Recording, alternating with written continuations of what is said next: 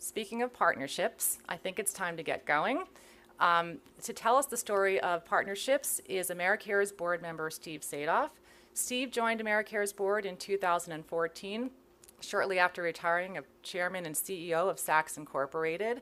He is also co-chair of our program committee, and most importantly, he is a wonderful partner to Americares.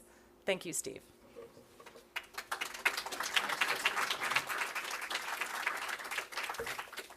Good morning, everybody, and it's an honor to be here today. Usually I stand in front of groups and talk about retail and the consumer and what's happening in the environment, and this is very, very different. So, it's something I've become very passionate about because there are so many healthcare issues in the world, and it's just wonderful to see what Americares is doing, the impact that it's having.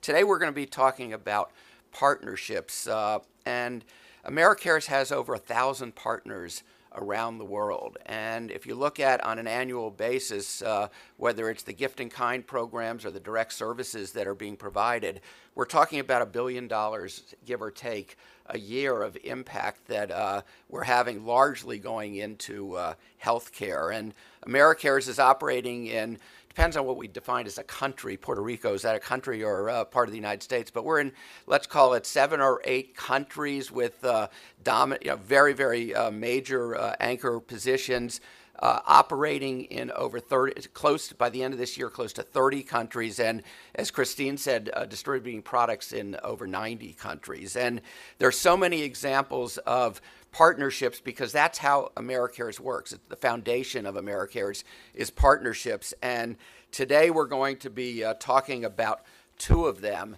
one of them in India and the other in Colombia/Venezuela, in terms of the impact that Americares is having.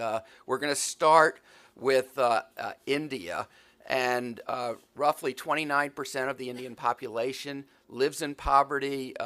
Poverty in an urbanization environment is rampant. It's the chronic disease is the leading cause of death in India, and Americares is at the center of it in partnership. We've been in the country since 2006, or since 1993, but 2006 Americares India was established, working with more than 170 partners in the country and having 7 mobile medical units in the Mumbai slums. And over time, we've served over 140,000 patients within the clinics. So we're going to be talking with 2 people. The first is going to be Shweta Rawat, who is the managing director of the Rural India Supporting Trust. And the Rural India Supporting Trust provide, and I'm going to ask her to talk a little bit about it, but it's to provide an improvement in the quality of life of those people facing challenging situations in India. And they quote, "The aim is to provide equal access to quality health care and education and provide a dignified livelihood for all people regardless of age, gender, caste, or religion." And the mobile health clinics is an important way that they've been supporting it. So let me start by having Shweta come up on the stage.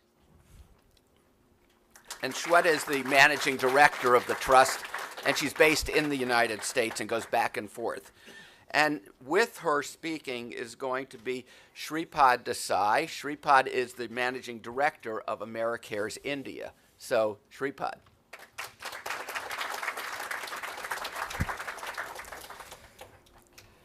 So Shweta, why don't you just start, give us a little bit of background of the trust and then how you see Americares and how you got involved with Americares. Good morning, everyone. I want to thank Americares again for giving me this opportunity and for having this great convening. The Rural India Support Trust is actually 10 years old this year, and Americares is one of our oldest partners. We've been partnering with them since 2012. And like Steve said, the idea for the trust was to improve access to services across India for education and healthcare, and really provide services in the last mile villages, so to speak. So, and that's why for us, the mobile medical units was a fantastic experiment in the beginning, but it's really become one of the projects that we've scaled up, not just with Americares, but our other partners as well. So how do you go about the process of choosing a partner, and what are the characteristics that you're looking for in a partnership? So when we first partnered with Americares, in fact, when I was getting ready for this summit, I was looking at, I have the first proposal that was sent to me in 2012. And at that time, I think you had one van running, and they were looking for funding for 2 more vans. And what impressed me even then was the technical research and the study that had already gone into the pilot project. And it was, you know, the viability of it was very strong, and that was very impressive for me, and it allowed us to really put our trust into this organization and say, you know what, they really know what they're doing, and I think this is going to be a great way for us to see whether this project will help the people on the ground. And what also has impressed me in the 7 years that we've partnered with them since is not just Americares' ability to have a great long-lasting relationships, but it's just the technical expertise required to manage, you know, large-scale medicinal distribution, as well as the disaster management component, which we have, through Americares, funded and supported disaster relief in India twice now, I think, most recently being the Kerala floods. So Shripad, talk a little bit, one of the things, going to let Shripad talk a little bit about not just what's going on with the mobile vans, but he's sort of a little bit of jack of all trades in terms of managing such a wide range of activities in India. Talk a little bit about the range of activities that you're doing, but also how you work with an organization like Shweta's, and how you think about making the dollars go as far as they do. Sure. So, good morning, everyone. America's India operations is about 90 people now. So when I joined in 2012, we were about 18 people. In terms of programs, yes, we focus on emergency response, since emergency has already been spoken about. And we have in the past responded to all major emergencies within the country as well as outside the country, including the Nepal earthquake. I'm proud to say that my team was in Nepal within 48 hours of the earthquake. So that's about the emergency response that we work along. In terms of the developmental programs, we have a very successful mobile health center program now running in the city of Mumbai and other parts of the country. We have a school health program which reaches out to about 30,000 children studying in the municipal schools in Mumbai. And we have a large health workforce safety program which focuses on health system strengthening and ensuring that the health workers are protected from infectious diseases. So that's really the work that we do. Talking about our relationship with RIST or the partnership with RIST, I go back to 2011 when the seed funding from Baxter International actually started the first mobile clinic. And if I have to, I was telling Shweta that if I have to say how the relationship has been, I will say that RIST partnership has been really transformative. Because when we look at the program that started with just launch of one van, today it is a mobile health center model. So it's really evolved, and I love to describe it in 4 acronyms. You know, I love to call it as ABCD, which means that A stands for access to primary care for the urban poor. So here is a mobile clinic that has a qualified doctor and branded medicines which are offered to the people who are living in the slums of Mumbai. Second important focus is on B, which stands for behavioral change. So our trained health workers work with the communities, educating them on certain health habits. The C is capacity building. As some of you may know, in India, in addition to allopathy, we have other homeopathic medicines and Ayurveda. So there are these practitioners who are not qualified allopathic doctors, but they do exist and they do cater to the population. So the C of the model focuses on capacity building, which means that we are actually investing and building the capacity of this population so that they are able to offer a certain quality of care to the population there. And D finally focuses on the linkages, you know, the referral linkages to the health facilities and the service providers. So as you will see that the model really, which started as one van, has evolved, and I would say thanks to RIST support. If I have to talk about what made this possible, I think RIST we see, because we do work with many partners. The difference, if I have to say about RIST, I think it's more of collaboration, co-creation and shared value. So it is never, I mean, it goes beyond, I don't know whether it's suitable platform, but RIST America's partnership is beyond writing a check is what, my perception is. They have always been participative, involved. I mean, at operational level, we do have, quarterly reviews and monthly calls, but I think we talk more off the call than on the call. So, when the RIS team comes in field, they are actually on ground trying to understand what are the real issues, and then we come back and we sit at the drawing board and finding solutions together. I think that's what I would say is the difference that I find. This whole issue of what makes a good relationship between and the partnership, you've talked a little bit about communications.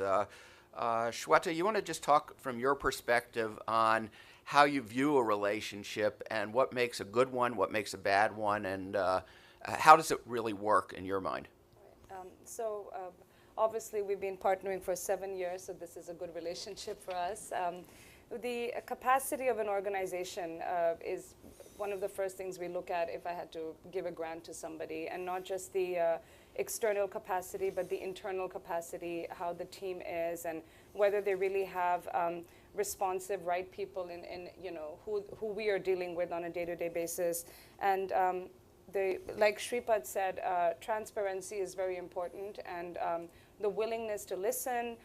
As a grantor, a lot of times when we meet with organizations, there's, especially in India, or I think in developing countries where funding is always a rush and a race to get the right amount of funding. As a grantor, we feel very sensitive, because if we say something or might want to change or tweak the program a little bit in some way, it almost, the grantee feels, oh my God, what if they cut our funding off? What if we don't do this? So with Americares, there's this very open dialogue, and we've sat and talked about our projects together, how we can make them the best version of what they are really, and how we can service the most amount of people and really bring about behavioral change, like Shripad mentioned. And we have a very strict monitoring and evaluation policy in the Rural India Support Trust, and not just Americares, not just adheres to that policy, but really stays on top of, just even the not so fun things, like bringing in the quarterly reports and any kind of, material that we ask of them. So our relationship is very transparent, and it really flows very well for us. And how frequent is the communication between the two organizations? Quite often, I think. I mean, we have our executive director here, Paul. I think Shripad and Paul talk probably a few Every times, month, at least once a month they check in with each other. And again, things are different. When the Kerala floods happened, I thought of Americares as the first, I knew they would be the first responders on the ground. So immediately my mind was in, how do we get the funds to them to start the rescue rehabilitation efforts on the ground? So this whole issue of transparency, communication, frequency, and when you have poor ones, where you've gotten the funding and then they take the money and run, basically, you've seen examples of lack of communication as well. Yes, we've seen examples of lack of communication, lack of responsiveness to what the grantor would request of a program, because it also has to reflect our values. So I think that... Okay. All right, let's hear anybody in the audience have questions for the two of them. Yes?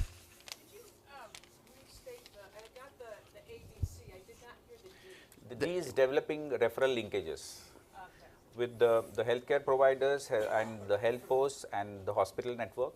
So in each of the clinic area that we move in, we've already mapped who are the service providers there, and the community is then linked to them. So this is broadly, if I have to say, it's kind of, you're not going to be there for the lifetime.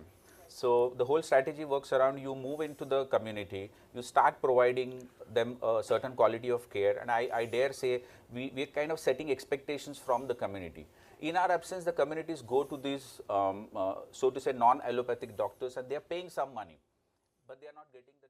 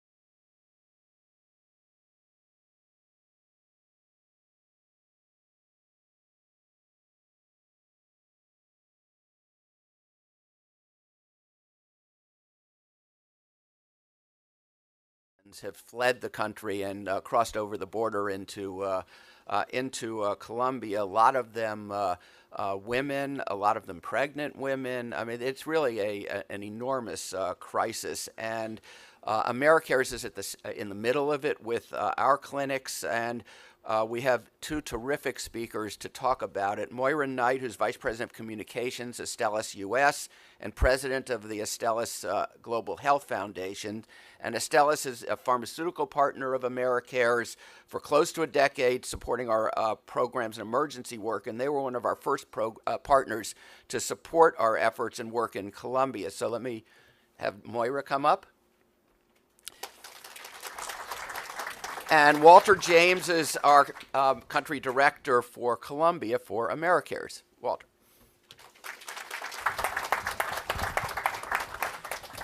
So let me start with Moira. Moira, you've been at this for a while and have had a relationship with Americares going back. So why don't you just give us a little bit of background of how you came to work with Americares and some of the kinds of things that you've been doing? Sure. Good morning, everybody. How is everybody doing? Good? Good. Terrific. So I'm so pleased to be here. We started at Astellas working with Americares in 2010, but my experience with Americares actually goes back to about 2007. Shripad, I was working at Baxter International at the time with Alice Campbell, and remember when she and the team provided that initial funding, and it's just so exciting to hear what has happened there. I've been fortunate that my career has been a combination of communications and CSR and funding and giving, and I've had a lot of wonderful mentors. When we had the opportunity at Baxter to really start working with Americares in a meaningful way, it was, it's going to sound dramatic, but it was life-changing to me. I had an opportunity to go to El Salvador as part of one of the mission trips, and it was such an eye-opener and profoundly connected me to how a partner can actually help Americares do what it needs to do, which is such important and valuable work. So I know a lot of folks here are on the front lines doing that every day, and if you're ever having a bad day, give a call, because I'll be your biggest cheerleader. So how did you end up choosing to get involved with Americares in the Colombia-Venezuela issue? So last October, I had the opportunity to visit Astellas' office in Colombia. Astellas is a company just outside of Chicago, and we make therapies in cancer care and in immunology, regenerative medicine, transplant medicines and medications. So there's a real tie to helping people all around the world. I had this wonderful opportunity to visit with our very, very new office in Bogota in October, and my colleague and I, we were walking across a street. There was like a pedestrian bridge that went over this huge highway right next to our building where our offices are. And we saw a gentleman walking toward us. He had a cardboard sign, and in Spanish it said, "I am Venezuelan, help me." And my colleague and I were talking about that because we'd just been in a meeting discussing what kind of things could we do in Colombia that would be supportive of Venezuela. And then that very same day, we had an opportunity to meet with the ambassador, the U.S. ambassador to Colombia, Kevin Whitaker. He had a private event at his home, as a matter of fact, in Bogota. And he talked with us, in his kind of living room, a really small space, about his number one concern being healthcare as the Venezuelan crisis was building. He had seen at that time, this was in October, 2 million people come across, and I think we've now got about 3, if I recall, 3 million people. Colombia is a country that will not turn anyone away, which is wonderful, but he spoke openly about vaccines, children and babies, elder care. And it was a profound moment for me because in the morning I'd had this experience walking across the bridge, and in the evening we're talking with the ambassador and seeing how it is an issue across the spectrum. When I came back to my office in Chicago the next couple days later, there was an email from Emanuela talking about what they were thinking about doing in Colombia and the work that was happening there. And that's when I knew that we had to do something, we had to take action. So we now have, Americares has 4 medical clinics at the border, largely serving, as we said, a lot of women, pregnant women. Walter, do you want to talk to us a little bit about what's going on? We had an opportunity at the board to see pictures of what was going on and the people lined up from 5 a.m. in the morning to go to the clinic. So give us a little bit of a sense of what's happening on the ground and what Americares is doing. Thanks, Steve. Buenos dias. Good morning, everybody. So, as Steve said, we're currently operating 4 clinics for Venezuelan migrants and refugees in Colombia. This week, we should pass around 60,000 consultations since last July, so that's excellent. We have a dedicated team of Colombian doctors, nurses, psychologists. We're all passionate about humanitarian work there at our clinics, providing quality of care. And importantly, what we're trying to do, again, is partner with the Colombian Ministry of Health, partner with local health authorities to provide that care. Our clinics, we target areas in Colombia that often lack resources, and therefore the Venezuelan migrant population that comes there seeking health care often puts a bit of stress on the local healthcare system. So partnered with the Ministry of Health, we try to identify areas that would benefit the most from Americares intervention. So one of the things I was struck by was the long lines that we had outside of the clinic versus some others, and why this was our clinics, or the Americares clinics, are essentially some of the preferred outpost places where the women are going. Talk a little bit about how the difference in terms of how you're approaching the clinics and the operation. There's several reasons why we have such long lines. Partly is because the variety of basic medicines that we provide is, I'd say, there's a better variety than compared to other clinics. We also provide mental health consultations because we recognize that the socioeconomic status and the unstable nature of being a migrant or a refugee in Colombia can place a lot of stress on Venezuelans' mental well-being. And it's also just because we have longer hours. We have a very dedicated staff that is dedicated to seeing as many patients as they can during the day, even if it does mean staying a little later. So great. Yeah. Moira, how do you think about a successful, we talked a little bit in the earlier session, a successful relationship, why you've come back to Americares? What do you think differentiates a successful versus an unsuccessful relationship? Sure. I think, I'm an evangelist for Americares, so that maybe had something to do with it. But for me as a funder, one of the most important things that we can do, and it's going to sound very similar to what the both of you said earlier, is have those open lines of communication and really seek to understand the mission of the organization and the work that is trying to be achieved. One of the things that I talk about a lot as a funder is being agile and being flexible. The groups that we work with have to do that in the field every day.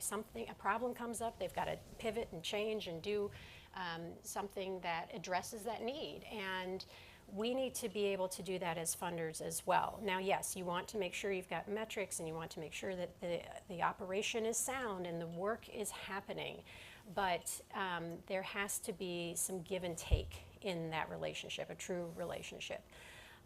One of the philosophies that we really try to apply is it's not just the monthly or the quarterly update meeting, it's seeking to understand the goal and where we can help with that goal.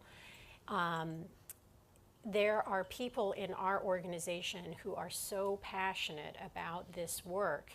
I've also found that bringing in more people from our organization is very inspiring and intrinsically motivating for people. And that helps build more relationships that continue down the road as well. So it's definitely about the communication, but it's also being sincere about being flexible. Great. Walter, you want to just talk a little bit about some of the things you're seeing on the ground right now? Where do you see this going in terms of the stories that you're hearing and, from the personal side of it and what we're doing?